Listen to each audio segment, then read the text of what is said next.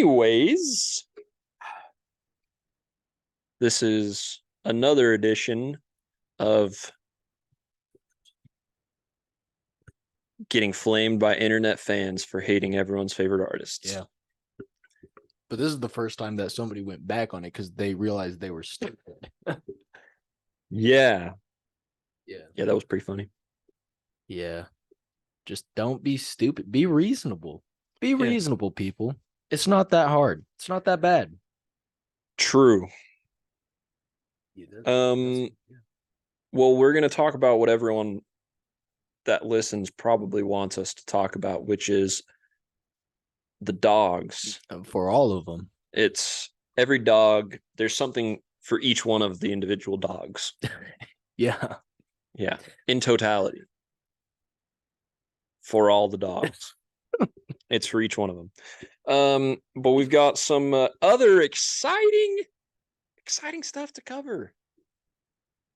You said there's no good new music this week. Oh, yeah. So we'll talk about that. Right. And then Ahsoka is officially wrapped up. Yes. We'll talk a little bit about that. I'm excited for that. And then we will get into For All the Dogs. And talk about what kinds of dog breeds were able to enjoy this album. Because I don't know if it's for each individual dog. Yeah, I don't think every dog. I feel like it's more of like a German Shepherd's kind of album, maybe. Or like there's a little bit of Pitbull in there. Yeah. Just a little bit. I could see like there's also a little bit of the I don't want to say Chihuahua, but like one of some of the little dogs in there that just like bark and are really annoying. It's got a little bit of that in there too. Wiener dog. Wiener dog. I don't like those dogs. Dude, do you think wiener dogs are born like that, or do you think they get wiener? I guess that's a good question. Yeah, I'm trying to see some puppies soon and see if like they're born like that or if they get weenier. Wait, you're trying to find some baby wiener dog? Well, I've just never seen a wiener dog puppy. You know what I mean? We're gonna find out. Yeah, search that up real quick. Yeah, this is crucial. They're born long. Really? How about that? Confirmed on the Casual Genius podcast. Wiener dogs do not get weenier. They are born that way. No. They definitely do. They get more weenier, but they're still born like that. Yeah, because like at first they look just like slightly longer. Oh, that's actually kind of cute. Yeah. Yeah.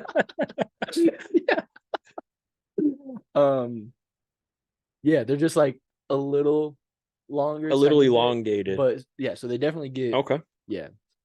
Very cool. And now we know. Very cool. Thank you, Drake. We ask the hard-hitting questions around here. Yes. But let's jump into this new music. Let's do it. And without further ado, what songs did you hate this week? You said there was nothing good. So, first of all, remember that one time I was giving praise to Megan Thee Stallion? Yeah. Yeah, she's an idiot. I didn't even listen to her new song. Alpha the Alpha. Okay. Yeah. She just talks about how guys are stupid and worthless. So I turned it off after 5 seconds. Yeah, I mean maybe it's not meant for you then. Yeah, no, absolutely not. It was not meant for me. Wait, she didn't drop a new song? What do you mean? What do you mean? It's right there. Her last song is Bongos. No. Megan Thee Stallion? Yep, look, I'll show you right here. Right there. Right in the middle. Alpha the Alpha. It must be for something. Maybe it's not exactly. Oh, maybe it's on an album, maybe? Hold on. We're going to figure this one out. Yeah, that's confusing me. Oh, yeah, it's on a musical. It's on a musical. Yeah. Okay. I mean, based on the title of the musical, it sounds like maybe it's a fitting song for it, but yeah, but that one sucked. Yeah, okay. Did not like that. Good to know. Where else? Dance With Me. Is that the one you listened to, or did Blink 182 drop something else earlier? They dropped something else, but it's off the same upcoming album. Yeah, so that one Yeah, it's not not very good. good. Yeah, Yeah, I didn't it like that was. one a whole lot either. And I mean, like that one, I can give it the benefit of the doubt. Like it's just not my kind of music. Yeah. Like maybe that's it, or maybe it does just suck. Like, I think it has its merit instrumentally on that one. mm, I enjoy the instrumentation, but I think as a song as a whole, they have much better stuff in their catalog. yeah. Um, and then I listened to Vin Scully by Earl Sweatshirt and The Alchemist. Okay. It Yeah. was decent. I'll give it that, but not not what I want to listen to. Yeah. Not very He's good. he's an artist that's another one that I'm just like is not for me. Yeah. I hear people talking all the time about how they love his music and they think Right. he's super underrated. And I think he's got some good bars. I just his vocals don't do it Yeah. for me. I'm No. not I'm not really big enjoyer of his stuff, but that's just Right. me. I try like every once in a while. Like I'll still, if he drops again, like I'll Yeah. listen to it Sure. respectfully. Like I'll keep an open mind, but this one wasn't it. And then the last one that I wasn't really a fan of, Plain White Tees dropped, and that's a group I haven't heard of since I was younger. Yeah. You Plus Me. It Okay. was not as bad as the rest. Um, it just felt way too simple. I like simple music, but this one was like overly simple and just Mm, like not sure. very good lyrically or anything like that. It sounded decent, but That's understandable. yeah. So those are the ones It's that, not for you. yeah. Fair enough. So I really only hated just the Megan Thee Stallion. That's really it. Yeah. Honestly, I listened to the Blink 182. I don't think I listened to the rest of those. I did listen to some of Mm, Earl Sweatshirt's project, but I don't think that was one that I listened to. right. But the song that first caught my attention the most, I think it was actually the first new song that I listened to, is Gabby Barrett's Cowboy Back. Mm, Um, and she got big a couple years ago with like I Hope yeah. and all those songs. And this song's super, super good. It took me back to a more um kind of early pop country female sound like Shania Twain or like Carrie Underwood, that kind of thing, which was a big musical influence when I was younger for me. And it's super good. It's just a super enjoyable song. Again, like I don't think this is a song of the year contender or anything, Right. but it's just a really enjoyable, really good pop country song of that kind of style. Cool. So that one's pretty good. Jaden Hossler dropped Chrome Hearted. That's what I was gonna bring up. Yeah, Super good. super good Yeah. song. I really enjoyed that one. I've liked a lot of what he's doing over the last little while. I think he drops his duds every once in a while, Yeah. as people do, especially early in their career. But this one, I felt like while still being in his avenue of like a pop punk alternative thing, blended a little bit more of like R&B and Yeah. like some of that synthetic stuff in there, which was pretty cool. Yeah. I definitely got some Black Bear vibes. Yeah, yeah, for sure. Especially with a lot of the vocal filters he puts on, Yeah, where like there was a section where he sang a little bit and it kind of like you can hear in the background a deeper vocal kind of like harmonizing with that. So yeah, yeah, definitely got some Black Bear vibes off that one. yeah, for sure. Again, I don't think that's his best work, but it Right. makes me excited for what's coming up from him Yeah. because I think he's been putting out a string of pretty decent singles lately, which is pretty cool. Yeah. I hope he, because I don't want him to just kind of like change genres. I hope he does go back to like live instruments and Yeah. kind of like what we saw Hmm. live. Like, Yeah.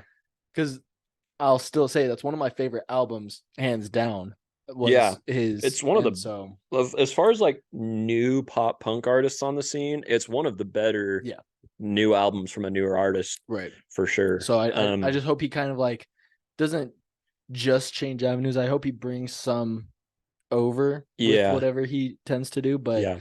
I agree. I think this was super cool. I Yeah. like this little change up. For sure. For sure. Um, and then Mike Shinoda of Linkin Park fame dropped a solo song called Already Over. And this is one that's kind of like I feel like pop punk for me in this kind of style that Mike Shinoda does it, or even like some of the Machine Gun Kelly stuff is like a very guilty pleasure genre for me. Cause like I totally understand that it's not vocally the best or instrumentally very um complex per se, but Yeah. it's a genre that's very catchy to me. and that I just find myself returning to and enjoying a lot. Mhm. And this is one of those songs that I was like, this is just really fun. I think I'll, see myself listening to this. Right. Whether that's just, exercising to it because it's upbeat or out driving around or whatever. Yeah. But a fun song nonetheless. So those were the three that I wanted to talk about, which I enjoyed all of them. So Yeah. I Super also cool. I also will agree that the Blink 182 was pretty bad. That Yeah. was the next one that I had listed. Yeah. So Yeah. the reason the whole thing came to be is because we just didn't listen really to the same people. Yeah. This Fair week, enough. so. Fair enough. Is that all your new music? That's I'll shout this one out because I actually did I did enjoy these two. There's actually two that I really enjoyed. So Woo by Denzel Curry. It looks like there's gonna be an album dropping. Mhm. That's new to me, I guess, but it's Yeah. the same cover as the last couple. Sked, I think it was called. Yeah. Is the Sked other and one Blood that on My Nikes. I didn't know that one. I didn't know that Yeah. there was the one. But Mhm. but yeah, so Yeah. cool. Yeah. That's one Hopefully, that I will hopefully he's definitely dropping go something sweet listen soon. to. But then Bozzy dropped Beautiful World. It's not a very long song. Yeah. It kind of feels like the length of an intro. But Bozzy's one of my favorite artists. Sure. Like, I think underrated, either underrated or he just doesn't drop often enough to be anything really. For sure. Solid song. The vocals were beautiful. Yeah, no, I love when Bozzy drops it because he doesn't, at least from what I've heard, there hasn't been many songs that he's dropped, whether it's singles or whatever, where it's like a dud. Like it's at least always decent. And It's always got some merit to it. Yeah, right. So this one was solid. It For was sure. an instant download. Yeah, so Cool. Well, good to know. I'll have to check that one out. I didn't listen to that. Yeah, that one's really good. But yeah, let me shout out a couple tracks real quick that I've been coming back to quite a bit lately. The first of these is just one of my favorite whoa, I had a stroke trying to say that. Favorite bands that I come back to pretty frequently. Like I feel like I'm always have a song or two from this band in rotation, but one of their bigger hits, All These Things That I've Done by The Killers off their debut album. Classic song, super fun, really enjoy that one. A relatively newer track here, just that it came out this year, is Mississippi or Me by Riley Green. I don't know if I've shouted this one out or if I've talked about it when it came out or anything, but I really like the writing of this song. Instrumentally and vocally, he sounds great, but the writing of it's super cool. He's kind of coming from a place of being like a country guy, just, staying in your hometown more or less for a while. And then he kind of describes this relationship where this girl that he was dating moves away to go on to bigger and better things, so to speak. And then she's kind of returned to his life at this point, or like comes back. And he is asking, like, were you missing Mississippi or me? Like, are you just coming back home because you missed home and like, your dreams didn't pan out the way you wanted to, or was it me, like hopeful that their relationship meant more than just like, that she failed and now she's coming back kind of thing. But the writing of it's super cool. Like he's saying, was it the cotton fields stretching county-wide, them cool days and mornings, or the Jackson nights? And then like basically like talking about all these things that make their place a place worth missing, like make Mississippi a very beautiful place. Or was it me? Like, did you miss us? Right. Which is a super cool song. So I really like the sentiment of it. Super cool. Really well written. And then the last song is just a super fun, again, kind of like a guilty pleasure track. I don't think it's really like, I don't know, exceptional in any regard. The instrumental is very fun. But it's very up tempo. I love going to the gym to this song. It's Wake Up by Duckworth featuring Troy Irons. I sent you this one the other day, actually, but it's just so fun. I love the sound of it and just moving around to it. So for sure an underrated artist, another one that I feel like he's probably my pick for like your Bozzy, like how you say he's like an artist that you feel like is underappreciated, or at least like doesn't drop enough to get the mainstream attention that they deserve. That's how I feel about Duckworth for me. So valid artist, honestly. Well, nice. Yeah. That's all you got. That's what I got. All right. So with mine, this one I've listened to quite a bit, whether it's like randomly shuffled while I'm just driving, or it's like it's Yeah. on my gym playlist. But Ride It Hard by Warren Zetters and Swaco. Yeah. It's just a fun song, very up tempo. Yeah. It's I don't know. Other than that, it's A lot of Talladega Nights yeah, influence in the yeah, song. literally, yeah, Yeah. yeah. I just find that one very enjoyable. Yeah. Um, I have to show Wiz some love this time. Peace and Love by Wiz Khalifa. Wiz Khalifa is, he's an old school legend. Yeah. I'm not gonna tell you that he's very good. A lot of his writing is, yeah, Yeah. Sure. this song is nothing new. It still fits into that vibe. Yeah. But it's just fun. The instrumental, and if I'm not wrong, he dropped it this year. It's very much his own style. He Sure. has really good vocals on it. He sings a little bit. Yeah, it's just a very feel good song. Yeah. Like I like it a lot. And Mikey actually showed me that one. I didn't even know Wiz dropped, but That's crazy. yeah. Wiz Khalifa is like, I'm just looking at his profile on Apple, and he's one of the few artists where it's like, if I look through them, do I really feel like their most popular stuff is their best? Yeah. And it's like, you look through it, top stream song, Young, Wild, and Free. Right. Oh, for sure. Absolutely. Like, it's got to be one of his best. Easily. Sucker for Pain, a pretty good Wiz feature, Right. like Yeah. respectable. Yeah. See You Again. Once again, it's very it's an understandable Yeah. pick. Payphone with Maroon 5. Yeah. And then you get into songs like We Dem Boys, Right, Work that's a Hard, classic. Play Hard, Yeah. Roll Up, Black and Yellow. Yeah. Like all these songs that are in his top streamed songs, I'm like, yeah, for sure. Yeah, His yeah, most popular stuff is his best. absolutely. Yeah. Wiz is an instrument. Oh my gosh. Wiz is an interesting person. Yeah, There we go. for sure. Yeah. Like I've even seen him live, Yeah, and yeah, he's odd. just very odd is an understatement. For sure. I love that guy. He's hilarious. Cool. Why did he wear leather pants to a concert? I don't know. He's They probably were very sweating. tight. Yeah. Yeah. He's very lanky too. It was, yeah. It's like if Kevin Durant was a rapper. Yeah. Yeah.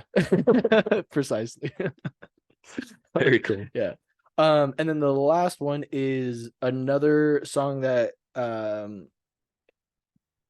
dropped off of her revamped album, Demi Lovato. You've been digging this project a lot. Yeah, dude. Like, it's honestly probably her vocals and production. Like, obviously we've heard these songs.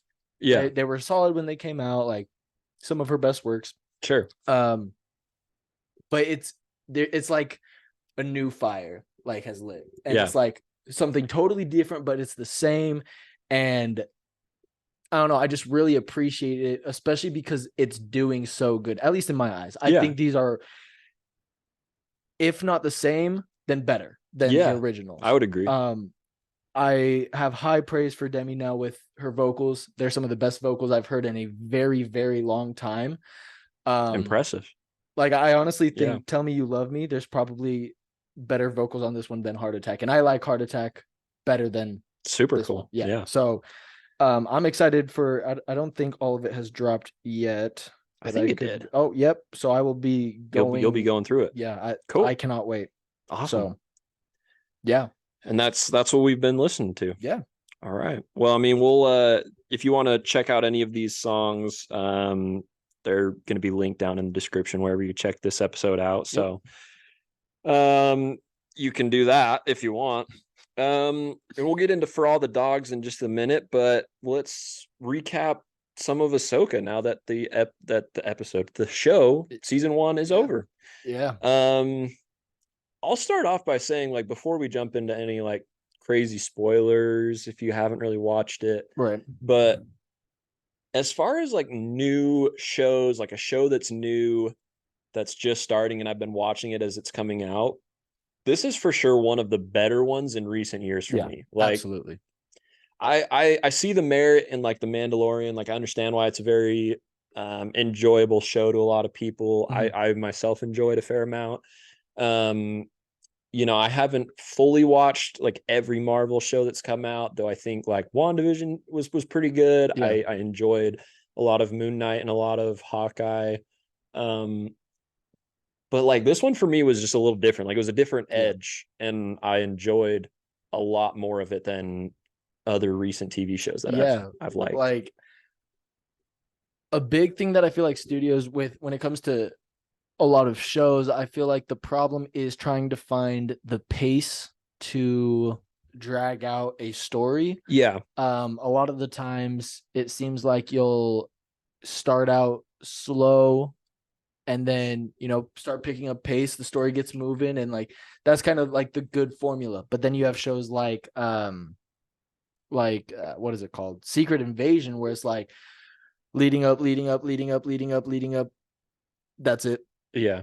There's all build up, right? And one fight scene, and then that's it. The show's over. But with Ahsoka, you get your characters, you're building base for them. Okay, we know who they are, kind of. Right. Okay, now the story is picking up. We're still learning, but the story's moving on. We're actually getting somewhere. Then the last 3 episodes, which we haven't covered yet, fills it all. It brings in the action. It brings in suspense. It brings in like, okay, well, like now what's gonna happen? With this character? Like, oh my gosh, they blah blah blah blah. And and then they even end 100%. It very, very well. Like I didn't know there was going to be a season 2 until watching the final episode. There. Right. And you're like, oh man. Yeah. Because I got so mad. I was like, you've got to be kidding me. You're like, no. Yeah, I was like, dude, I just want what happened. Yeah. So, and I mean, props to them for, at least for me, like giving me that feeling. Like, right. I want more. So like, now I'm invested. You have me. Like, oh yeah, I can't wait for season 2. So I think that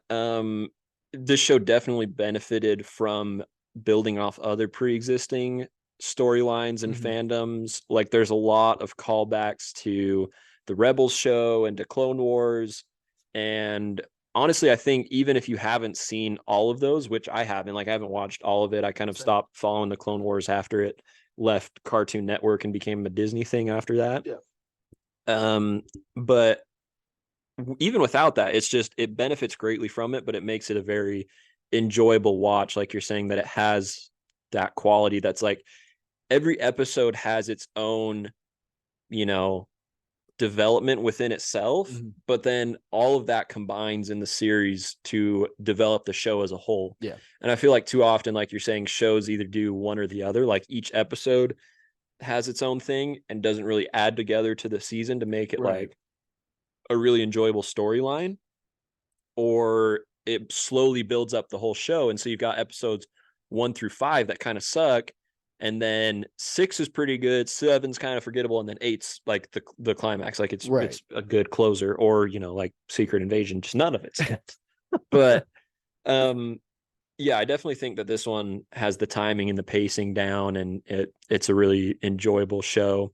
And I mean, like, other than that, like there's a few spoilers, so if you want to skip ahead and tune this part out, that's good too. But I feel like the characters that were brought back were very well thought out. Like Hayden Christensen coming back is very cool. Like we saw him in Promotion, so that's not really that big of a spoiler, but he plays a pretty big part in the next episode after the one we covered, which is, I think it was the 5th episode he comes back. Yeah. I want to say. Yeah, something right around there. But then they have that whole like kind of live action sequences from the Clone Wars era. Yeah. Super, super cool. Dude, super cool. Was easily the best episode. Yeah, I would agree. Yeah. It was.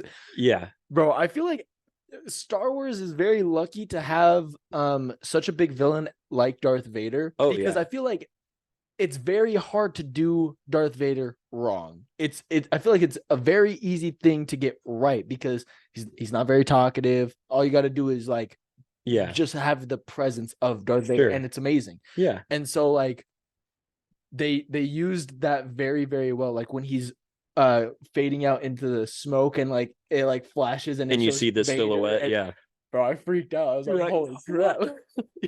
Yeah. And then like when like his eyes are like they turn and his eyes go red and his lightsaber switches for their one-on-one fight. I don't know if you noticed, but her eyes went evil too. Yeah.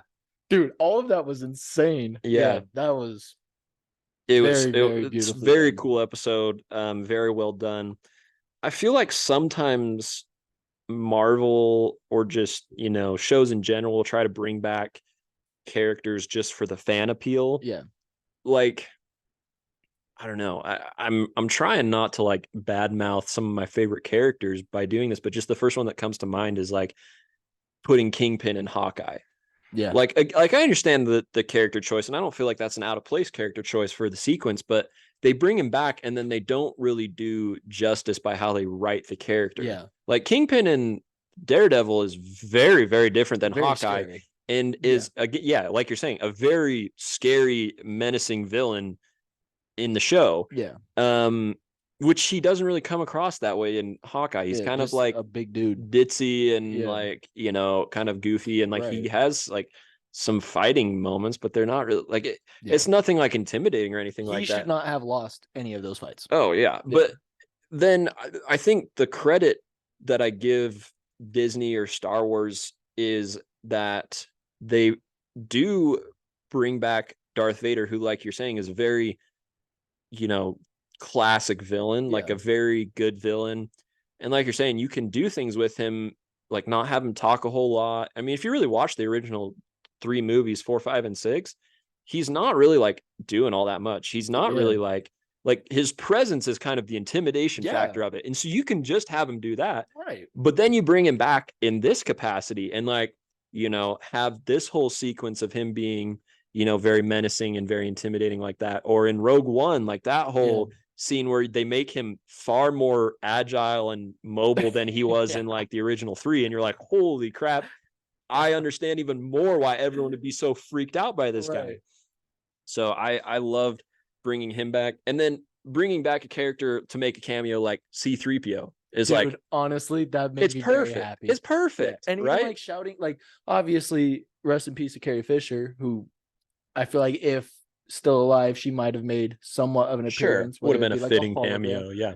But like even just kind of mentioning her, like giving her a nod, like that, like they did very, very well with bringing in old characters that we loved, but it all fits because I mean, Clone Wars is after the second movie, so like it makes sense too. Like all of these characters coming back, like it's not like oh, why is so and so? Why would so and so have any like? Why would C-3PO care at all? Like no, he's invested.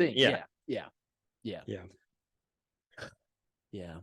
Very good, very good. Can we just say that? Well, okay, maybe this is just me, but I feel like Darth Vader is easily one of the best characters, hands down. Yeah, honestly, when we were asking people that at Comic-Con, that was one of the answers that I was like expecting to come up very quickly, because I like, you can call him overrated, but the reason he's overrated or like so highly regarded is because he's so good. Dude, it's like I don't.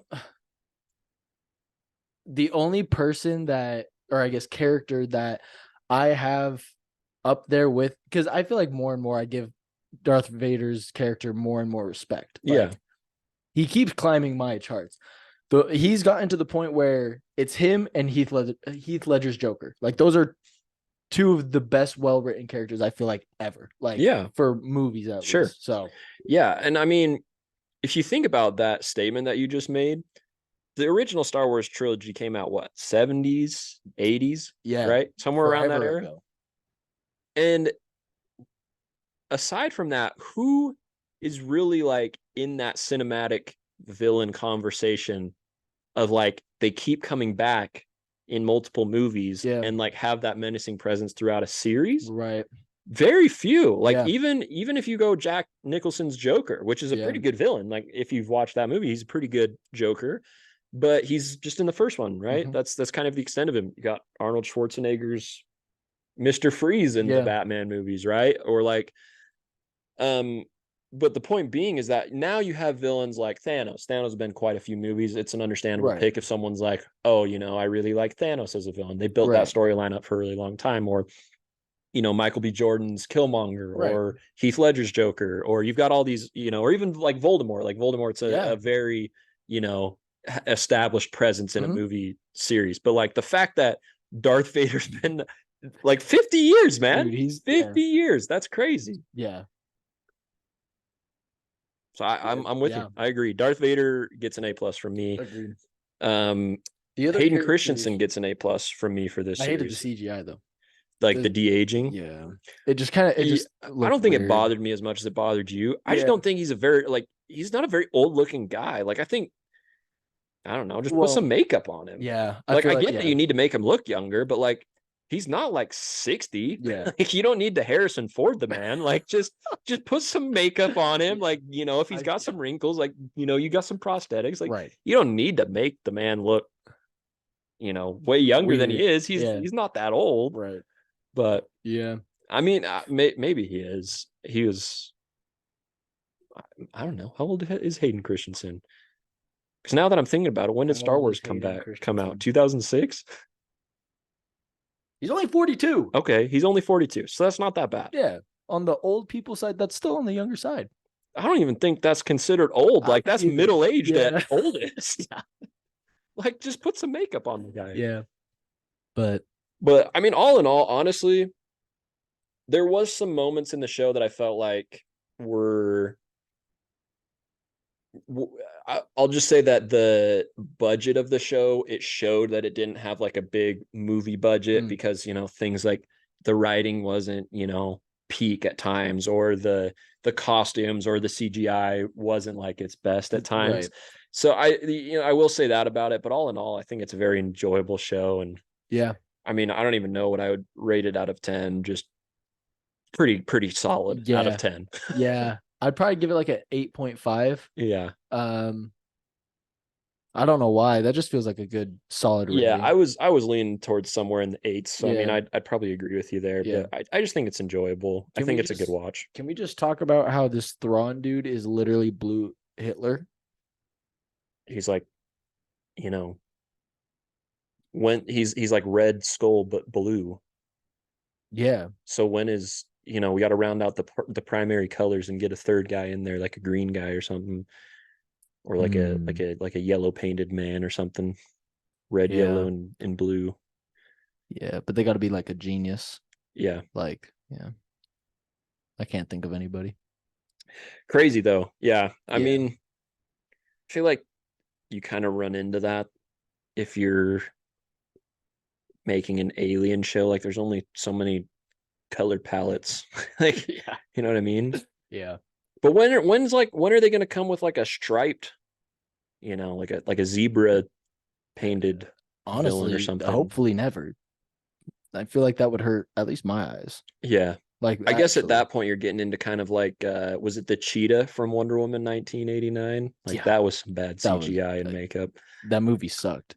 Yeah. Yeah, I was not a fan. It's aged on me pretty poorly. I didn't hate it when I watched it, but I have no desire to watch it ever again. Yeah. So yeah. Enough said about that. Yeah. Overall, show was solid. Yeah, I agree. I'm very excited for season 2. Yeah. You know how that Sith dude is standing on that statue? Yeah. Do you know the theory behind the statues? No. So, get this. Okay. Right. So there's a higher entity. Call it their god or just higher beings, whatever you want to call it. Chuck Norris. Sure. Yeah. Be Chuck Norris. Yeah. So there's 3. There's the god of like good, evil, and then the balance of the 2. So 3 very powerful beings. I see. And if you notice the statues, one of them's gone. There's only 2, but there should be 3. Oh. So apparently back in, I don't remember if it's Clone Wars or Rebels, but one of the shows, Anakin and Obi-Wan and Ahsoka, I think, ran into these beings. And the daughter dies. The daughter's good, the son is the evil one, and then there's the father who's the balance between. So the daughter's dying, and then Ahsoka's dying. Oh shoot. Somewhere. Yeah. Like it's crazy. Honestly, if this happened in Clone Wars that I've seen, I have no recollection of this. Yeah, and then so then Anakin comes over and somehow brings the essence of the daughter through his body and into Ahsoka. Yo, what? So now Ahsoka has the essence of the being of good. So that's why there's no statue, because the daughter's technically dead. Ahsoka's still running around. The Sith dude is rumored to be the son, and then Anakin is rumored to be the balance. Exactly. He's the, he's going to bring balance to the Force. Exactly. You're the chosen one. Dude, I need to watch that movie again. It's so good. Dude, honestly, that movie and the early Tobey Maguire Spider-Man movie, classics. They're classics. And when I was a kid, those movies were like very good and like pretty ahead of their time. For the CGI and writing and the action and like the world development of everything, were pretty ahead of their time, like at least compared to other movies that I was watching at that age. Yeah. And they have now aged to the point where things are so much better now that it's like they're funny to watch to me now. Yeah, so I agree. I want to go back and rewatch some of those. Those are pretty classic. Yeah. But yeah, I think that wraps up Ahsoka for me. Yeah. Solid show. A+. Yes. A+. Good work. Good job. Good work, Disney. Thank you. Let's talk dogs. Canines. Let's do it. Drake. Aubrey Graham. Aubrey. He dropped. I think that's a weird name for a male. Aubrey.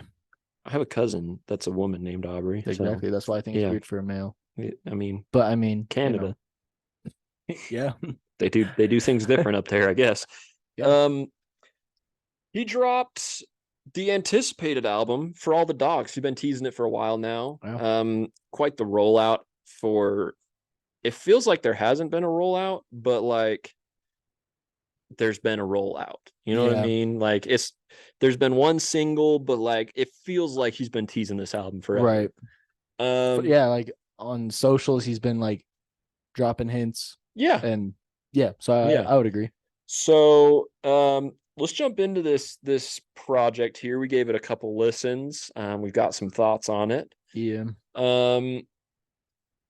Drake fans consistently praise this man as though he's just the second coming and has never dropped anything bad in his career. And I'm a Drake fan. I really like the guy. I really like a lot of his music. But the last few years have not been good to the man. No. As far as his musical releases. The Scary Hours, like little 3-single pack that he dropped with like What's Next and Wants and Needs with Lil Baby, like pretty solid stuff on there. So I'll exclude that. But like Views is kind of take it or leave it for me. More Life isn't that good to me. Scorpion, same thing. Honestly, never mind. Even Her Loss, which I know people loved and like it's in so many people's best albums of the year, I didn't really like hardly at all. Right. And Certified Lover Boy is not that good. Nope. Like really, if I'm going back, it's like, if you're reading this, it's too late. It's the last time that I was like, this is a great Drake album. Yeah. But yeah, I mean, I guess that kind of sets the stage for me a little bit. Yeah, like I don't want to be a hater towards Drake. I don't want to. But you kind of have to. That's what it's gonna sound like again. Like it just seems like not hater. Not hater. On some of the songs. Fans are gonna be disappointed with your opinion. It's like sorry, but it's mid. It's okay. It's easily not it might barely make top 10 album of the year. Maybe. And if so, barely. Like I'm talking 10. Okay. It's very mid. Yeah.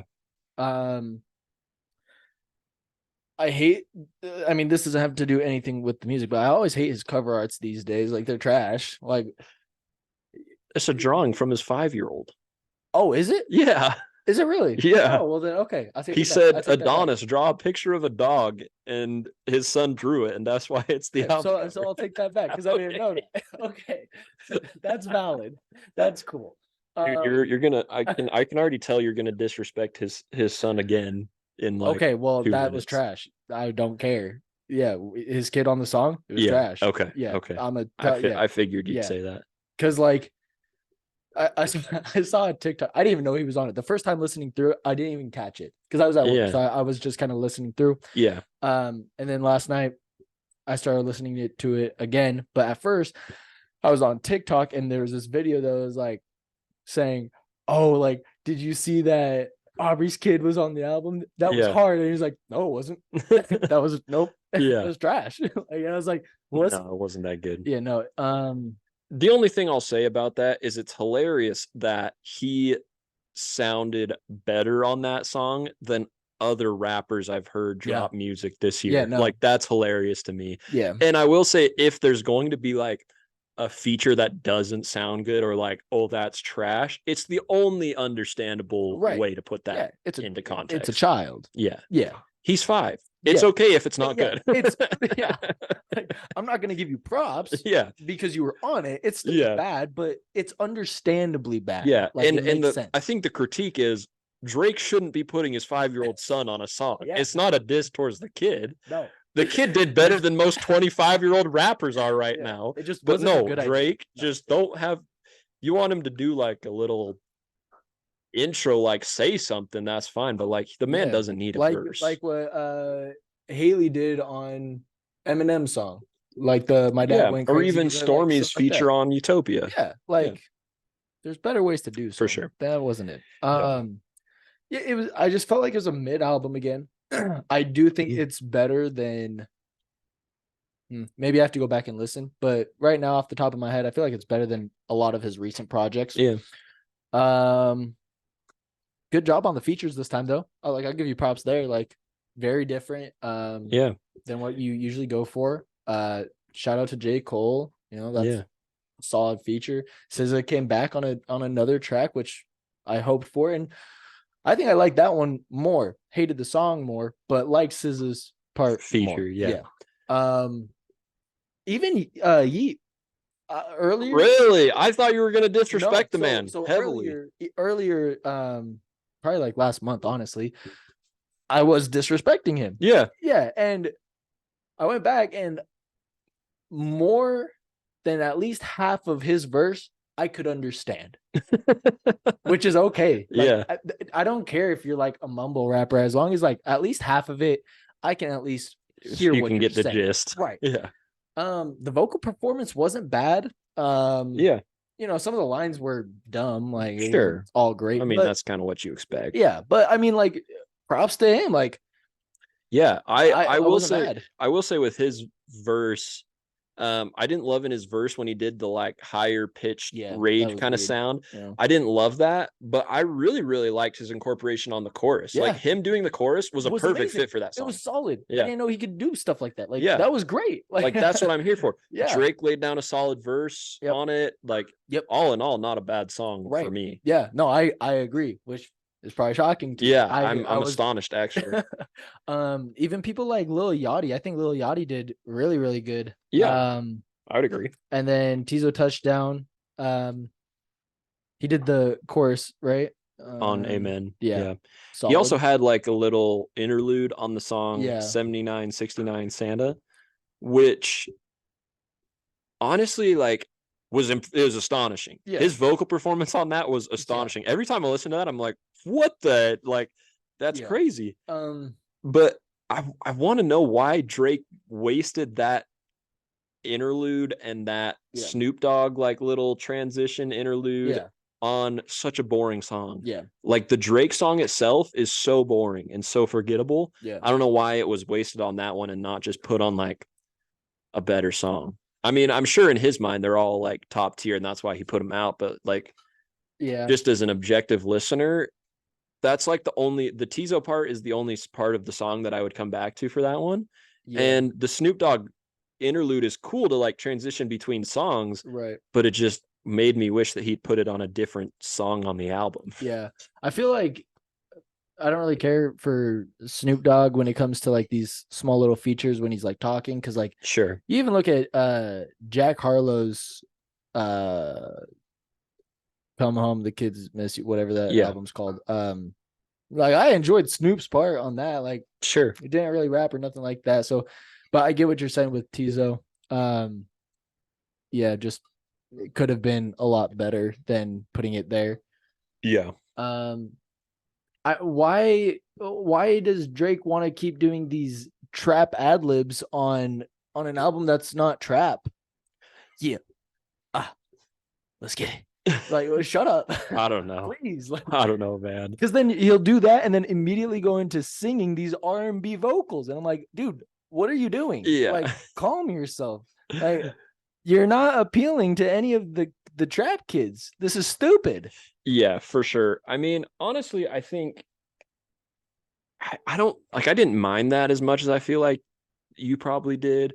Drake's an artist that I let a lot slide with him Yeah. because I'm okay with him being a little corny because that adds to his sound for me. Right. So like when he has a bar like slime you out for the kids' choices you made, that's pretty corny. But like I'll let it slide because it's Drake. Like I'm not it doesn't bother me. And like I feel like that's kind of the same thing. Like it is kind of weird to have those kind of, West Side Gun machine gun ad libs on a song that it doesn't fit on at all. But like for me, I don't really fault Drake too much for it. I would have been fine with it if it was on like, what was this, a 16, 18 track album? 23. Oh, oh my gosh, no wonder it felt like forever. Yeah. It's a good hour and a half. Yeah. It's like a movie. Yeah. Yeah, I would have been fine if it was like 3, maybe 4 songs where it was like that. Yeah, no, it's pretty frequent. Every song. Yeah. If not every other. So I was like, okay, dude, like, what are you doing? Yeah, for sure. There was only one feature I hated like a lot. And it's on a song that I hate. I don't know her name. Sexy Red. Yep, that's her. Yeah, off that's of I didn't like Baby Daddy, Rich. Yeah, Baby Rich Daddy. Baby Daddy. Yeah, yeah, that I was didn't like that feature. The thing that I felt was weird about this album is even the like songs that I considered the worst songs had their redemptive qualities. Like that SZA feature's great on that song. Super good. It. The other song that I really didn't like at all was I wrote it down here somewhere. Is it Calling for You with 21 Savage? Is that what it's called? Well, if it's not that bad, I know what you're talking about. Yeah, I agree. Like that whole interlude is so unnecessary and way too long and really annoying. And like I'm totally fine with like a skit or a little spoken ad lib or conversation to add to the concept of an album, but it was so drawn out, so annoying, and the whole first portion of the song was really bad. And it gets to the point where 21 Savage comes in with honestly a decent verse. It's not bad, but at that point when you have that bad of a song, he's basically got to be perfect for it to have any redemptive qualities, and it's just not. Like I've heard 21 do better. I've heard Drake do better. Dude, so I wrote this note down, and I haven't stopped thinking about this, but why is it, I'm going to get hate for this.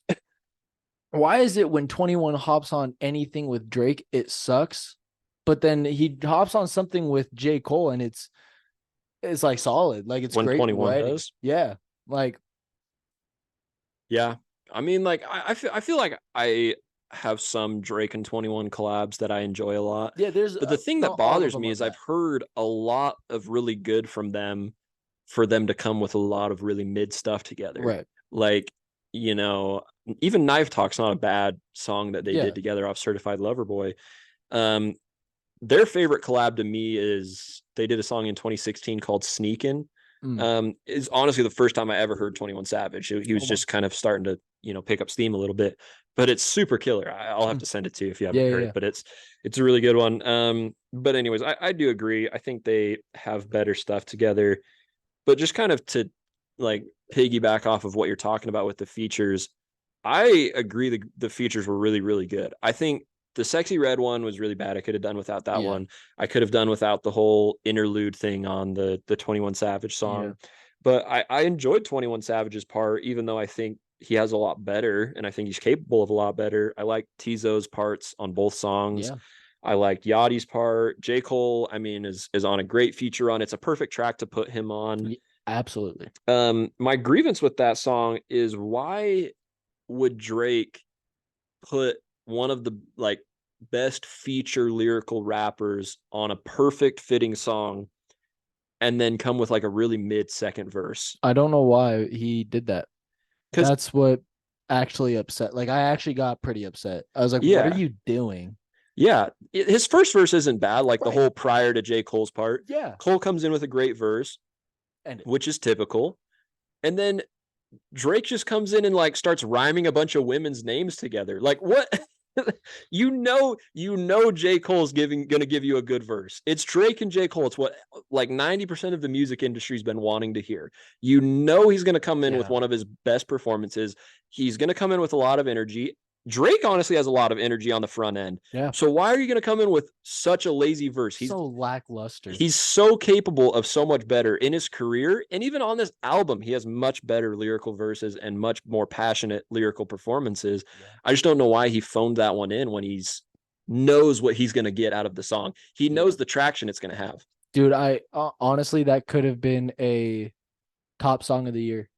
Honestly, like, I feel like it would have been on the bottom end, but like, especially through the front half of it, after you get through J. Cole's part and you're like, you both sound great on this thing. And then Drake comes with a really, really lackluster closer verse and conclusion to a great song. It makes me so sad because honestly, that might be one of my favorite J. Cole verses. I think he killed it. Yeah, he sounded great. And just, that one actually hurts my soul. Yeah. I mean, I don't want to harp on that one too long because like there's a lot more on this album to be said. But how did you feel about the Party Next Door and Chief Keef features? Because those were interesting ones to me. Do you remember those at all? They're on the later half of the album. I'm just asking because I really enjoyed them a lot. It's very different from what I would expect from Chief Keef. Party Next Door, I'm pretty used to him in that style. Do you know which song that is? It's off of Members Only is the Party Next Door song, and then All the Parties is the Chief Keef song. I'm just asking because I enjoyed both of those a lot, but those were two features that you didn't mention. Because I honestly forgot that half of this album existed. It's a lot of content to be given in in 2 days of listening. I didn't write them down. Maybe I'll go back and listen to them. I mean, at least they're not standing out to you as something negative, which is cool. Negative, it wasn't positive, or maybe I just kind of zoned out because there were probably a couple songs where I honestly just zoned out. Sure. I forgot Bad Bunny was on it, and I will give props for that song. That's impressive. Really? I didn't know that Drake could rap in Spanish. Like maybe it wasn't. I don't know if it was like written for him or if it like if he did the writing for that. It's pretty cool. Huge props. Yeah, I feel like he knows a good amount of Spanish just based on his music. Yeah, like I wouldn't necessarily. I'd be surprised if he's like fluent in it, but I feel like he knows a good amount. So I wouldn't be surprised if he wrote it, even if like Bad Bunny like helped him. Sure, like then like cool. But yeah, I found that song very, very impressive. I thought it was very cool to see Bad Bunny and Drake together. Interesting. I don't know anything that they actually said, so fitting the album, no idea. Yeah. But yeah, Sure. Honestly, I'm gonna have to disagree with you. And it's not that I think it's a terrible song. To me, it's a lot like K-pop off the Travis Scott album. And I don't want that to sound just like, because it's Spanish music or whatever, because I'm totally cool with it. I don't think it's a bad song. And I don't think K-pop's a bad song. Right. But to me, it sounds like a song that would be on a Bad Bunny album with a Drake feature. Yeah. I don't feel like musically it meshes with this album at all. Agreed. And so I don't think it's a bad song. I could have done without it on this project. Yeah.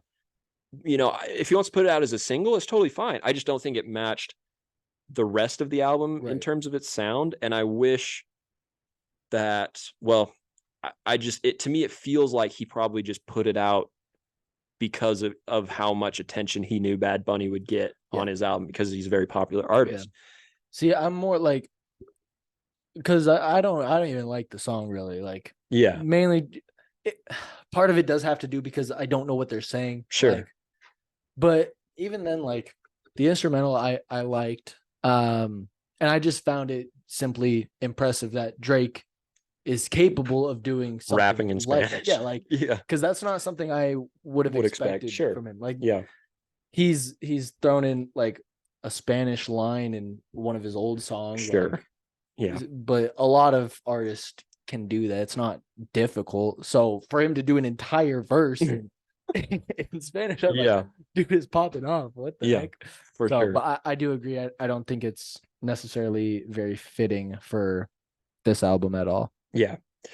So we did come up with like a general criteria for rating these albums. Did you happen to pass this one through I at all? totally forgot. Oh yeah, that's all good. It's all good. We've kind of come up with a loose criteria for albums, and I kind of just in retrospectively thinking about it have kind of made some notes on some of the things. We've talked a lot about the features, and so I'll just wrap that one up by saying that another aspect of features that's interesting is not only the presence and performance of features, but the lack of features, and how that can impact an album. And I will say on this one, while there's a lot of really, really good features, I think it's one of the stronger points of the album. I think the lack of features on a lot of songs is very necessary and very well placed. Like I think on a song like 8 a.m. in Charlotte, where it's obvious that Drake's going into his bag, using a lot of wordplay and a lot of lyricism over like a soul piano chop beat. Yeah. I feel like that's a very necessary and good song to do solo, and I feel like he does it really well. Agreed. And I feel like there's quite a few like that on this album, that I think are pretty good. But if I were to jump into a couple of these other sections that we were talking about, the first one's the production, and I felt like there was some memorable moments on the project. 8 a.m. in Charlotte's like one of the ones that I noted with that piano sample that he flips. It's very cool. But there's also a lot that are like really lazy. That I feel like Drake is very capable of very classic instrumentals and production.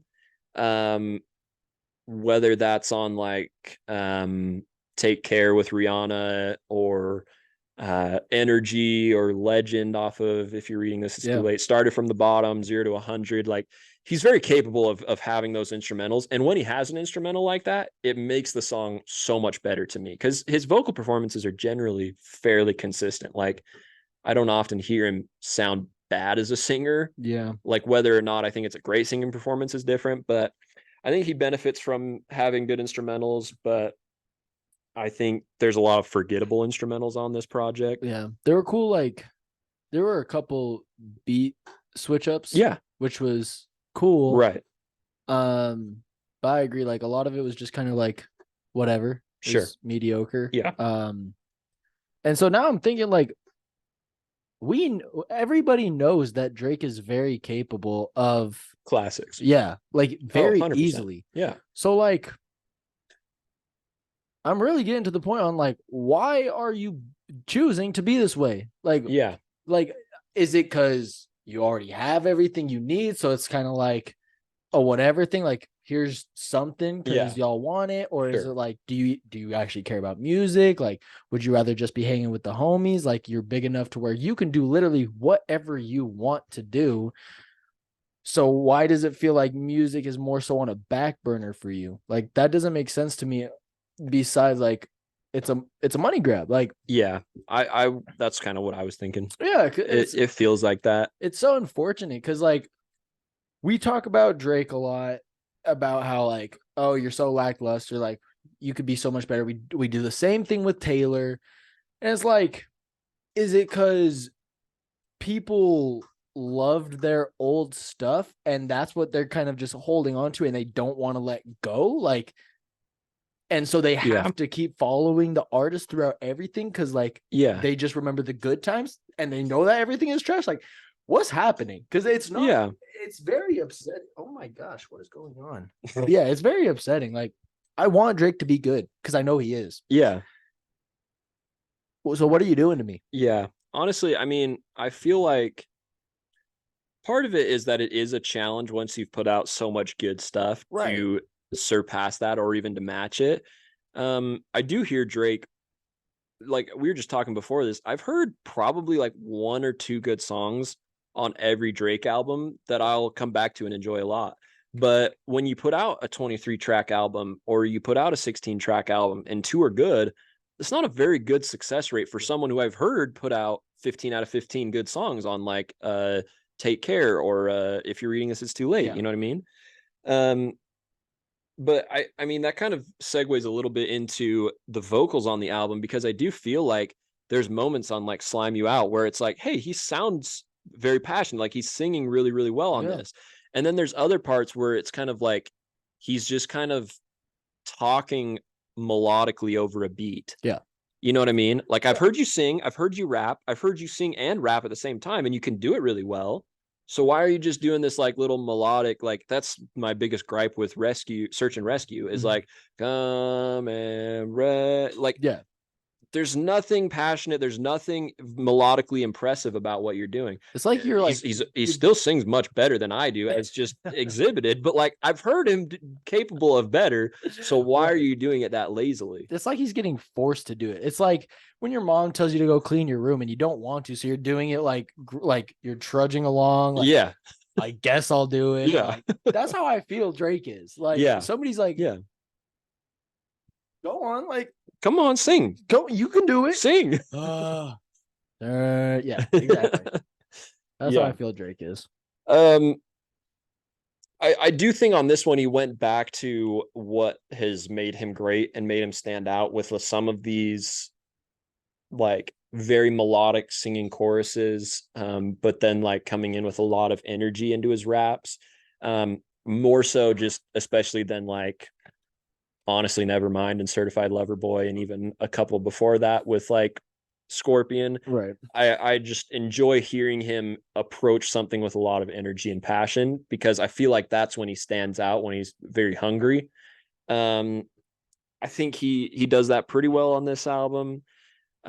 Lyrically, I'll say there's some very impressive moments on it for him. Agreed. I'm blanking on like just bars that are examples off the top of my head. I honestly think the best example is 8 a.m. in Charlotte. Yeah, like, that's the song I wrote down just as a whole. I think it's like solid song. There's not even really a chorus on it. It's just bars. It's awesome. Agreed. 100% agreed. I really like that one. I also wrote Another Late Night with Lil Yachty. Yeah. I'm also, but I'll come back and be upset that he phoned in his verse on the best lyrical track on First Person Shooter with J. Cole. That's still gonna bother me. Yeah, agreed. I feel like there was a little bit of a loose concept with like the radio station on the album, like kind of making some appearances, but mostly just like the theme of For All the Dogs, like the old Drake for the day ones, the fans that have been around. I feel like it more or less kind of matches that concept throughout. I don't really think it's a standout concept, and I don't really think it's like, oh my gosh, he's, going back to when he was broke and rapping like the Rents do. But I think it was decent. The funny thing is, like, I didn't get that feeling at all. Really? Like, not once. Because it's like, maybe vocally, maybe like, if you want to throw back to your old vocals, sure. Like, I can respect that. Even some of your lyrics, like, sure.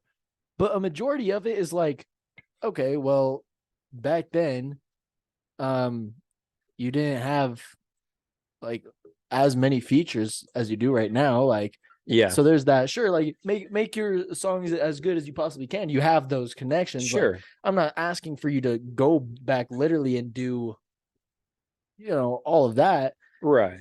But it's like, I don't know. I didn't really get a feel of like, oh, this is old Drake. No, it felt like a mixture of some of the things that he did then and a lot of the things he does now. Yeah. That's fair. Yeah.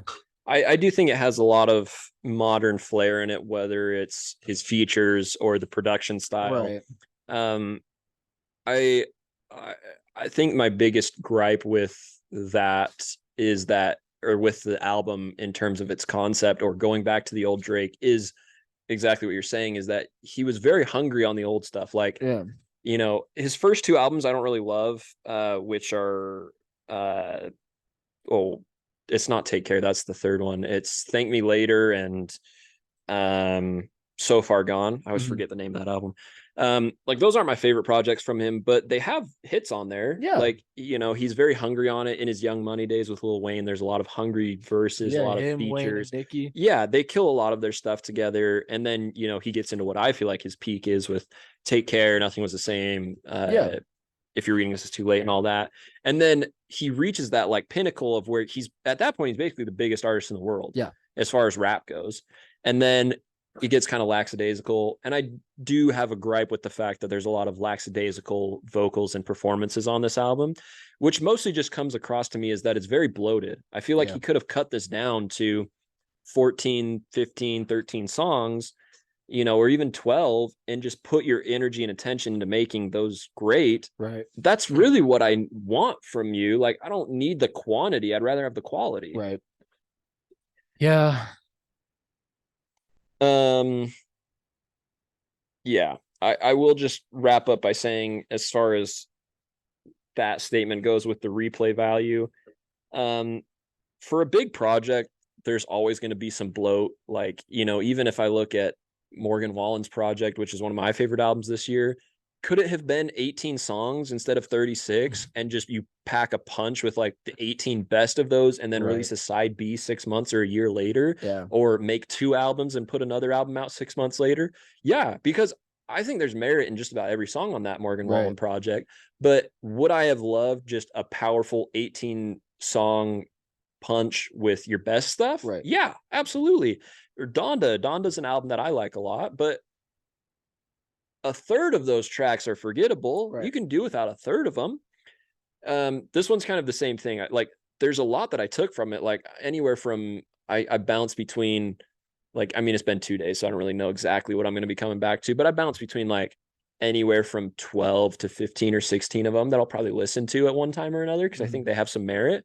But that still leaves you like 6 to 10 songs that were pretty forgettable for me. So, and then, I mean, even give it like 3 months later, like how many am I going to come back to then? Exactly. Yeah. Because I feel like, like the first week, even the first month, honestly, like you'll probably come back to like a good majority of the songs like that you like. Yeah. But then it's like, okay, well, in about 3 to 5 months, how am I going to feel about all these songs? Me, on the other hand, I only took away 2 songs. Really? Yeah. What were your 2? So 8 a.m. in Charlotte, I think was really, really good. And then the first person shooter. Okay. Which, fair enough. I want to give it like the benefit of the doubt. I'm really like, I want to prove to like myself that I'm not a hater on Drake. So I'm going to listen one more time through, see if I can like find anything that I would actually come back to, like, honestly. Sure. Because like even the J. Cole one, like I'm skipping it right after J. Cole's done. I'm not listening to that second part. It's trash. 8 a.m. in Charlotte, like I don't even know how often I'll come back to that, because it's a longer song and it is very like lyrical. It is just like him spitting, which I respect. It's cool. He did it very, very well. Yeah. But how often am I going to listen to that? You kind of got to be in the mood for that. Like it's got to be the time to listen to it. That was another thing. I feel like a lot of these songs were way longer than they needed to be. Sure. That was the other one, or only one I was okay with it being that long. I didn't feel like it was super long because he was doing so well. Like, I'm just not huge on long songs in general. You know this. Like, yeah, for sure. Sorry, Lupe Fiasco, I couldn't do it. But if it's very, very well done, like I can respect it enough, and like if I enjoy it enough, obviously I'll listen. So I'll give praise for Drake for that one. Yeah, it was solid for sure. I mean, we kind of touched on this already, so I mean, I imagine those are 8 a.m. in Charlotte and First Person Shooter are probably your 2 picks for best song so far. Yeah. Okay. Yeah. So I wrote both of those down. I also really, really enjoyed Amen with Tizo Touchdown. Yeah. That's a song that I liked a lot, so I wrote that one down as well. Yeah, that's a good one. What do you think the worst track is? Bro, it's got to be it's either Rich Baby Daddy or I hated Virginia Beach. Really? I like Virginia Beach a lot, actually. I don't know why. Maybe if I listen again, it won't just be didn't as do bad. it for you. Rich Baby Daddy was absolutely garbage. Yeah. And even like, it's not that I'm saying that this is the worst one. What is it called? But why did Fear of Heights sound very similar to Way Too Sexy? Like the chorus. As far as I didn't. I honestly, I didn't mind Fear of Heights too much either. I wouldn't put it anywhere near the best, but it's okay. It's a mid song. I just for sure. Just something I noted. Yeah, that's interesting. Yeah. Rich Baby Daddy's for sure up there for the worst for me. the only thing that makes me hesitate from saying that it's just flat out the worst is the SZA feature's very, very it is good. really good. Like, she sounds amazing on it. And even Drake's verse on it, well, I don't think it's very good. It's not bad. It's not. Yeah, his It's verse doesn't whatever. warrant like worst song. It's really just the Sexy Red chorus. Because even her verse, like, Oh, I hated her verse. I mean, it just, at least compared to her chorus, the verse is at least tolerable to me.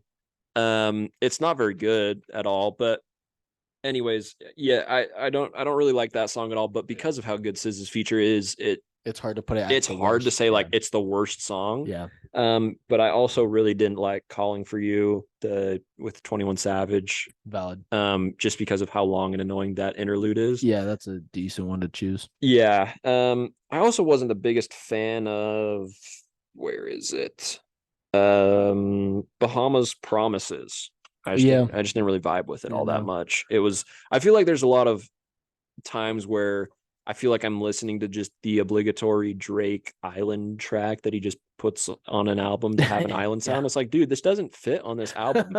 Like, I get if you want to put out a project like this or a single, but like, why is this here? I hear you do this, and I've heard you do it way better than this. So why am I listening to it again? Right. But as far as the most underrated track, it's hard to say because it's like just a couple days into it, and people are still getting a feel for the streaming numbers. I did notice that Members Only with Party Next Door has very low streaming numbers right now, as well as Another Late Night with Lil Yachty, both of which I think are very good songs. I think they're up towards the better half of the album for sure. Right. So. I have 3 that I could choose. One of them being Another Late Night for underrated. I mean, my criteria for underrated is just can't have a star next to it. As long as it's not trending. Right. 8 a.m. in Charlotte fits the criteria. Yeah. But then honestly, like Drew Picasso wasn't even bad. Like I thought it was pretty solid at least. Yeah. It's not terrible. I wouldn't say it's the worst song on the album for sure. I kind of liked it. Yeah. But honestly, I felt like there was a lull in the middle there with like 7969 Santa, Bahamas Promises, Tried Our Best, Drew a Picasso, where it was just like, it felt like a lull in the middle of the album. Yeah. And the fact that none of those really stood out to me, I was like, you could just cut all of these out, put your best stuff in there. Absolutely. And so that's kind of why I don't really have strong feelings one way or the other on that song, is I was like, none of these really stand out very much. But overall, how would you rate this album out of 10? You said maybe it makes near the bottom of your 10 best albums this year. I'm putting it 6 to a 6.5. Okay. So just slightly above the Doja Cat project. Yeah. Okay. Because there were features that I really liked, and it is better than some of his other projects that he's released recently. Yeah. But there's just way better albums that I think of this year. Oh yeah, for sure. So we'll see. We still have 2 more months, if you want to count October, 3 more months. Yeah. Of the year. So we'll see if what else comes out. Yeah, like I don't know. It's like the most I'll go. Maybe I'll like I said, I'm gonna give it a 3rd listen. Maybe it hits 7. Sure. In my ranking, but or not ranking, but my rating I give it. Yeah. But as of right now, the highest I would go is like a 6.5. Okay. Yeah. Yeah. For me, I ranked it just a little bit higher than you, which is pretty on par for the last few episodes that we've done. No, but literally. I would say, like, overall, I'm bouncing back and forth between a 7 and a 7.5. I think I would come back to a lot more than you obviously would, which is kind of what you said. But I'll put you on the spot here with a question to wrap this episode up. We know obviously from Drake's radio show, which he does every Friday, I guess. I didn't even know he had a radio show. I didn't either. But he announced and then posted on Instagram the announcement that he's taking more or less an indefinite hiatus from music. Really? He said that he's like going through some health problems and wants to get himself, Oh just squared shoot. away.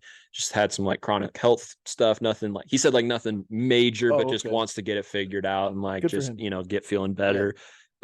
Which is totally understandable. The Right. dude's Yeah. been Yeah. dropping music left and right. So I'm just thinking hypotheticals here. If this is the last Drake album he puts out, how would it sit with you? Dude, that's a disappointment. Really? If this is the last one he Yeah. had to offer, yeah, dude, that sucks. Bummer. Cause like it's I'm not giving him a pass. Like I know what he can do. Yeah. Like so I expect he's one of the greatest artists I think I've ever seen. Like Yeah. hands down. So why are you giving me not that? Like Sure.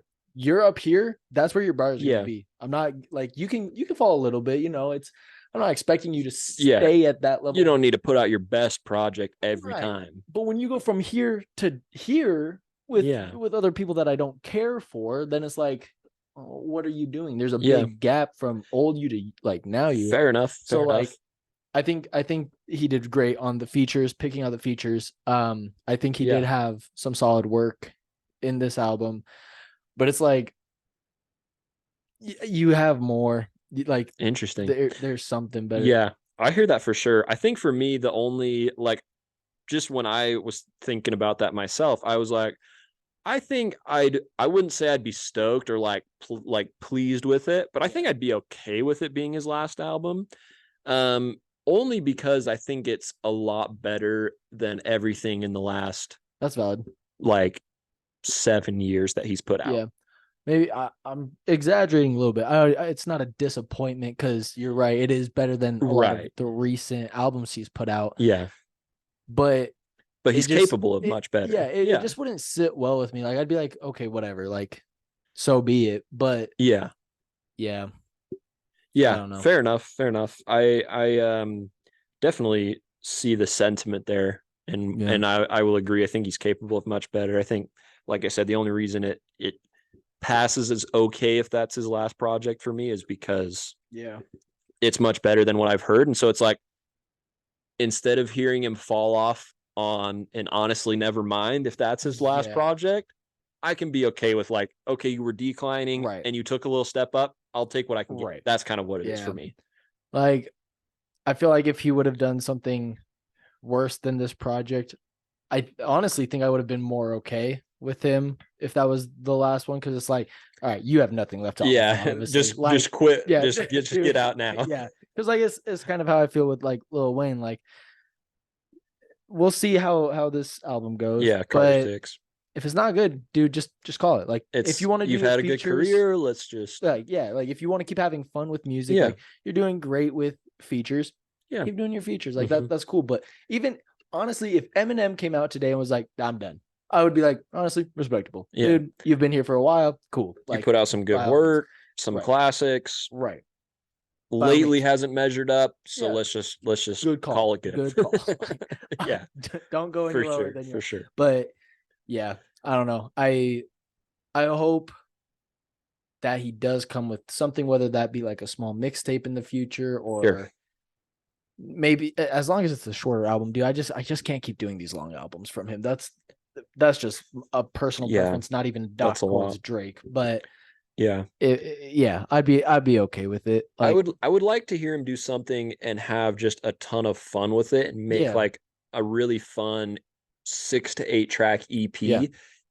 Even like with another artist that you've got a lot of chemistry with. Like, if Drake and Travis put out an 8-track EP in like a year and a half and they called it quits and it was just like, I got some bangers, some fun stuff out of it. Like, cool, that'd be great. Right. I will say I agree. Like, hearing this and hearing that he's capable of like still making some great stuff does make that a little more disappointing if it is the last one. But I mean, you gotta take care of your health. You know what I mean? Yeah, so honestly, like, hey, good on him. Respectable. Honestly, respectable, for sure. Yeah, I think I gotta. It's time that I just lower the bar for Drake. I think I'm over it. The thing that I think is hard about that is like, it'd be one thing if just the objective music listener was, the one receiving the album. Yeah. But it's the fact that there's so many Drake fans out there that are like, Certified Lover Boy's top 5 albums this year. Or like I saw a post and it was like, which legend put out the best project in the last or best last project? And it was like Mr. Morale from Kendrick, Donda from Kanye, and The Offseason by J. Cole, and then Certified Lover Boy. And so many Drake stands were just in the comments. It's CLB all the way. Y'all know you were bumping this the most.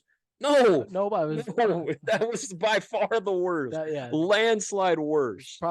I probably listened to it as much as I listened to Kendrick's album, which wasn't a lot. Yeah.